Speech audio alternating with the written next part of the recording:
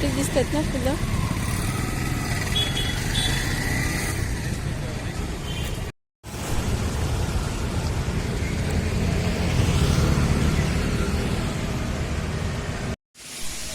आज मी ना असा व्हिडिओ बनवणार आहे की मी जरा गार्डनचं म्हणजे थोडेसे 2च कुंड्या आहेत पण तरी पण मी गार्डन बोलते त्याला. तर हे आळूचे आहेत ना, हे आता काय म्हणू, आळूचा कांदा तर तो खूप छान वाढला आहे. तर त्याला ना ह्या कुंडीमध्ये, मोठ्या कुंडीमध्ये लावायचं आहे. तर तो मी आता लावते. आता हे छोट्या कुंडीतले पण मिरचीची झाडं ह्या कुंडीमध्ये लावून घेते. तर ते तुम्हाला दाखवते आणि थोडंफार काम, तुळस मला ना स्वच्छ धुवायचे ते पण करून घेते काम ह्याच्यासोबत. चला तर हाय, हॅलो, नमस्कार. श्रद्धा लाईफस्टाईल ह्या मराठी यूट्यूब चॅनलवर तुमचं सगळ्यांचं मनापासून स्वागत आहे. तर हा गॅलरीचा व्ह्यू आहे. तर इकडे सगळं उडालेलं दिसतंय समोर. चला जाऊ दे, आपण आपल्याकडे बघूया. पण दिसतंय म्हणून सांगते, तुम्ही बोलायच्या आधी मी सांगून देते तुम्हाला. मोठी कुंडी आहे ना, तर त्यातली थोडी माती मी अशी प्लास्टिकची काढून घेते. कारण फरशीवर काढली ना तर सगळीकडे राडा होईल, सगळा चिखल होईल. मग थोडी माती काढून ठेवते, कारण त्या मुळांना खाली खोदवर हे करायचं आहे ना, म्हणजे लावायचं आहे. त्यामुळे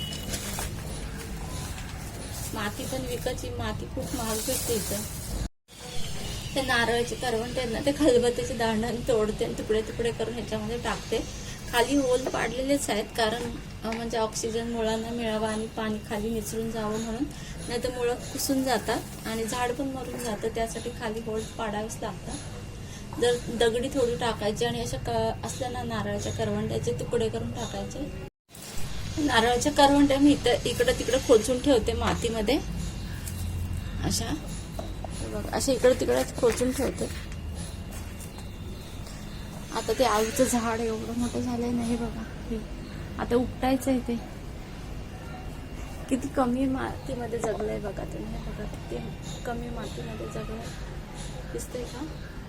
ह्या ट्रेमध्ये मी मेथी आणि कोथिंबीर लावत होती आणि किती मोठी मोठी पानं आलेत. इकडं बघा किती छोटे छोटे आले, एकदम छोटे छोटे. त्याला पण मोठी येत होती, पण जेव्हा गावाला मी जायची ना, ते सुकून गेलं की छोटीच येतात नंतर. आता मी ह्या झाडाला उपटीत काढते कुंडीमध्ये लावण्यासाठी. काय माहिती उपटलं तर जाईलच पटकन, कारण कमी मातीमध्ये आहे ना. बापरे,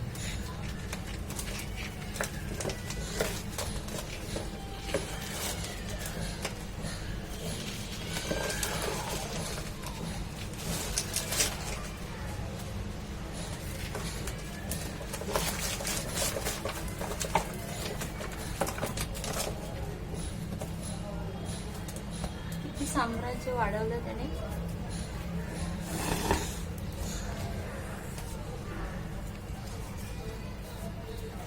तर अशा प्रकारे लावून घेते, मधूनच लावायचं.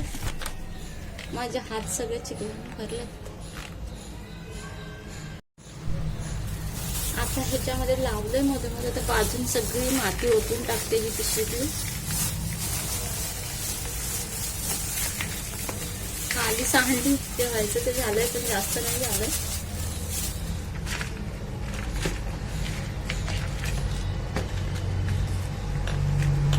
तर मोठ्या कुंडीमध्ये छान वाढेल. ते सुकलेलं गवत काढून टाकते. गावाला गेल्यावर खरं आणायला पाहिजे गाडीतून पिशवीत भरून माती. इथं खूपच माती महाग देतात, त्यामुळे त्याला थोडं पाणी पण घालायचं. माझे हात चिखलाने, हे बघा माझे हात चिखलाने भरलेत. मी स्वच्छ धुवून घेते, नंतरच मला काम करायला सुचल. मी हात धुतला नाही, कारण परत माझा मातीने हात भरणारच आहे धुतला तरी. आता तुम्हाला दाखवत येतं ना, मिरचीची रोपं आहे ती पण मी उपटून घेते आणि दुसऱ्या कुंडीत लावते. हे बघा मिरचीची रोपं किती छान उगवलेत ना, भारीच ना, मस्तच. आता सेम ह्याचं पण असंच करते मी. आता यातली माती थोडी एका पिशवीत काढते आणि रोपं लावून घेते.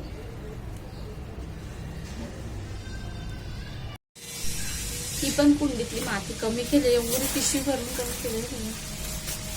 आता हे रोपं लावून घेते थोडे थोडे करून.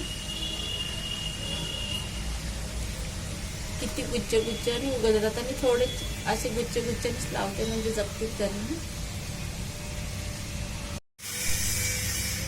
अशा प्रकारे मी सगळी मिरचीचे रोपं लावून घेतले. आता बघूया कशी जगतात ते, तुम्हाला दाखवेनच मी. आणि वरून थोडी माती घालून घेते मुळासकट, म्हणजे मातीसकट चुपटली होती त्यामुळे पटकन अशी व्यवस्थित बसली कुंडीमध्ये. पाणी घालते मी झाडांना सगळ्यांना. तिथं बघा काय झालंय त्या ट्रेमध्ये, थांबा दाखवते तुम्हाला. सगळ्या ट्रेमध्ये मुळं पसरली होती त्याची. आता त्याच्यामध्ये कोथिंबीर नाही तर मेथी लावेन मी.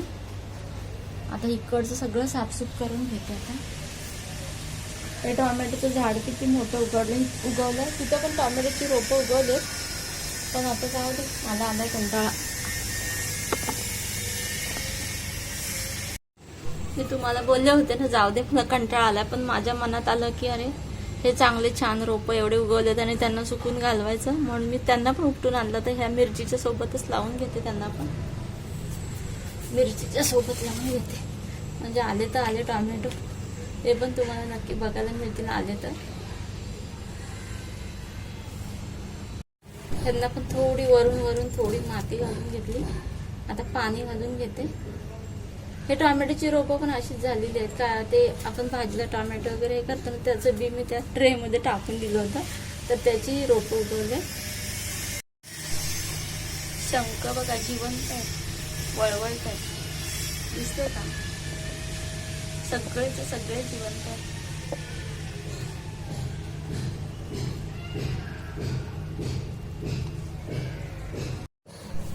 इकडे तिकडे ना माती सांडली होती ना, थोडं झाडू मारून घेतले. आता हीच माती कुंडीमध्ये टाकून देते.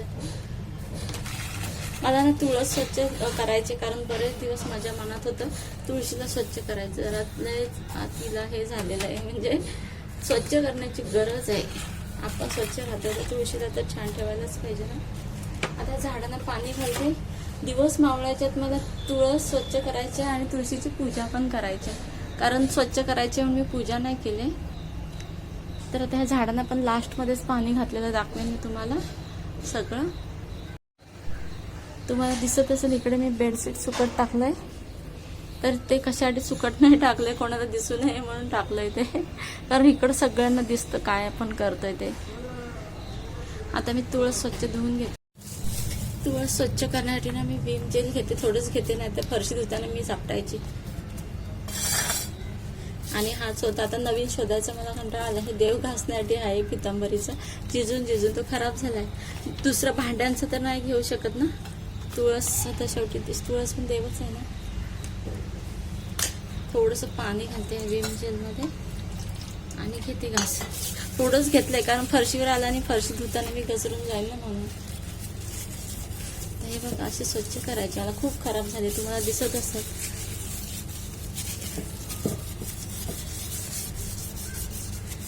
किती खराब झाले ना. सगळ्या बाजून सगळ्या देवांना आता स्वच्छ करून घेते.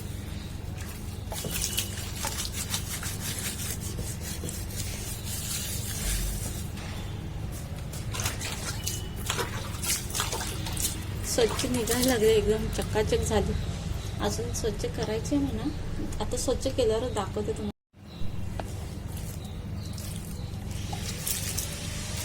हे बघा कसे स्वच्छ केलं. सगळीतून असं धुवून घेते, वरून पण धुवून घेते आणि पटकन पूजा करून घेते.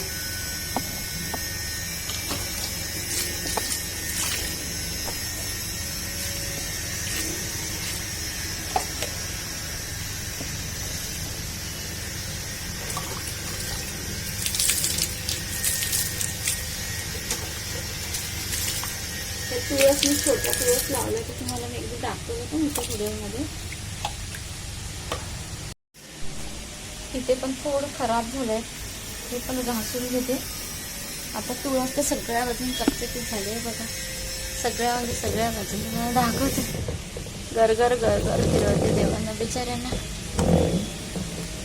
जाऊ दे, तुम्ही समजून घ्या. स्वच्छ झालेले आहे असं. आता गॅलरी देते आणि हे पण स्वच्छ करते. आता सगळं स्वच्छ झाल्यावर दाखवते तुम्हाला.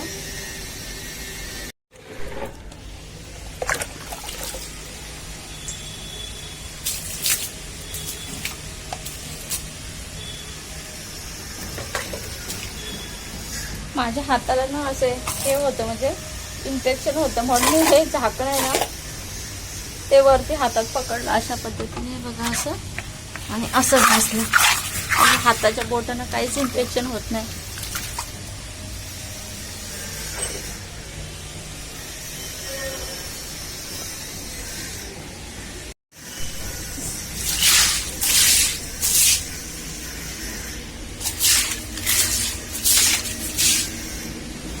हे कसं आहे, व्हिडिओ घ्यायला एक माणूस पाहिजे आणि काम करायला एक माणूस पाहिजे.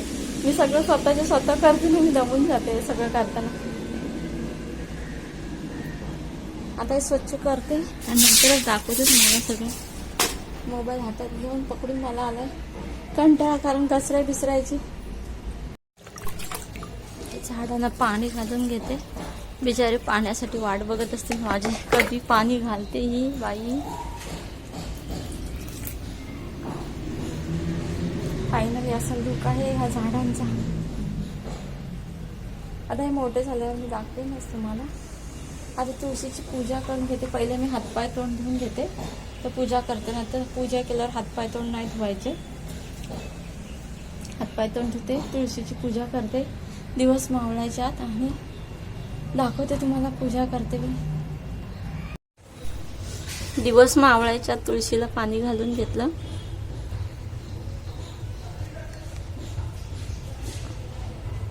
कारण दिवस मावळल्यावर तुळशीला पाणी नसतं घालायचं ना, त्यामुळे आधीच घालून घेतलं पटकन.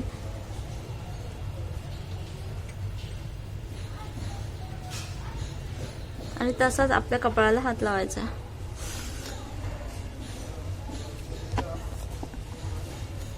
ओम नमो भगवते वासुदेवाय नमः. ओम नमो भगवते वासुदेवाय नमः.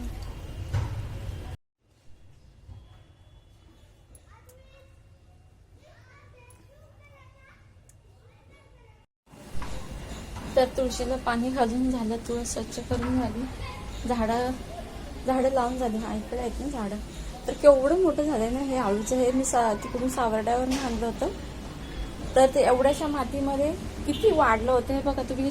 कुंडीत पण एवढे वाढले नाही, तेवढे ते छोट्याशा मातीमध्ये एवढं मोठे वाढले. ते आळूचं पानं किती मोठी मोठी झाली तुम्ही बघू शकता, किती मोठी. म्हणजे या झाडाकडून काय शिकण्यासारखं सांगा. आपण आपलं अस्तित्व कुठेही निर्माण करू शकतो. असं नाही की मोठ्या कुंडीत असल्यावरच आपण जीवन जगू शकतो. म्हणजे झाडांचं सांगते, तसंच माणसांच्या बाबतीत पण तसंच आहे. त्या झाडाकडून शिकण्यासारखं आहे की आपण आपलं अस्तित्व कुठेही निर्माण करू शकतो. जसं की ह्या झाडांनी किती कमी जागेमध्ये बघू शकता किती उंची आहे माझ्या ट्रेची. किती दोन म्हणजे एक बोट आपलं असतं ना तेवढी पण उंची नाही. एवढ्या उंचीमध्ये या झाडांनी स्वतःचं एवढं अस्तित्व निर्माण केलंय. तर तुम्हाला आजचा व्हिडिओ कसा वाटला नक्की कमेंट्समध्ये सांगा. चला तर बाय, टेक केअर, सुखी राहा, आनंदी राहा. हा आहे गॅलरीचं फायनल लुक, बघू शकता. हे बघा अशा पद्धतीने पोरं खेळतात खाली. आता हळूहळू एक एक जमा होतील आणि एवढा गोंधळ करतील ना.